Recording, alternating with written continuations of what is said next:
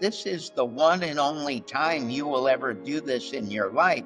There's no way you're an expert in transition.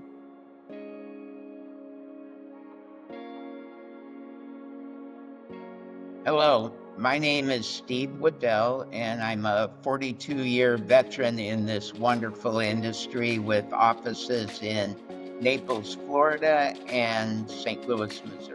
My name is Michael Stalka. I'm CEO of Four Seasons Wealth Management and a wealth advisor in St. Louis, Missouri. The beginning of my thought process on succession planning really happened quite a few years ago because my wife and I hated winter. And so we started spending a lot of time in Naples, Florida. I already had clients in Florida and a lot of clients from St. Louis that migrated back and forth from St. Louis to Naples. I'm just not ready to hang it up.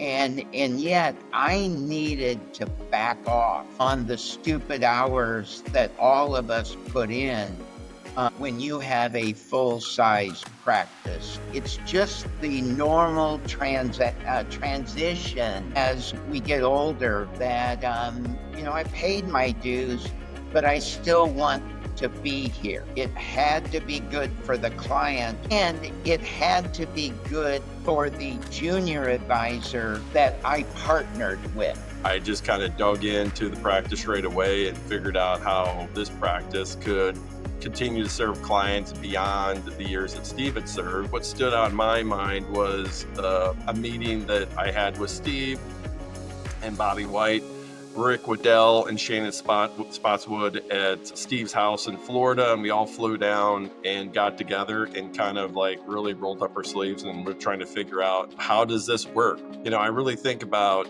what RFG really provided, which was they really figured out how to bring the deal together.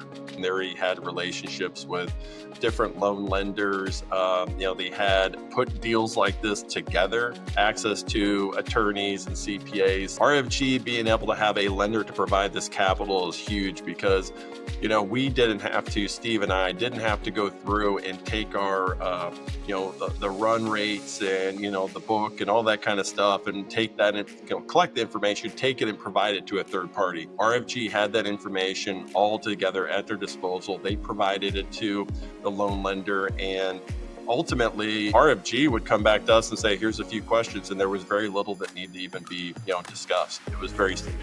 We weren't inconvenienced at all, or we were not bogged down and having to take our time and worry about are we giving ourselves enough time to spend with clients. That was never an issue. There's really a third person in our practice, and it's really RFG and the support they provide.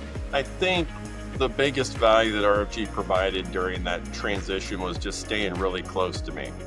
Like, it wasn't just like we've executed this. It wasn't transactional where like, okay, here's a step, we need to do this. There was many conversations through it, and then continuing to be like, how are things going? And it wasn't just, Rick, Shannon, Bobby. There was other people that were involved that were checking in, whether from a technology standpoint or from an operations or service. Any of that stuff is like, hey, what do you need to be successful with this? And, I just truly feel like they really cared.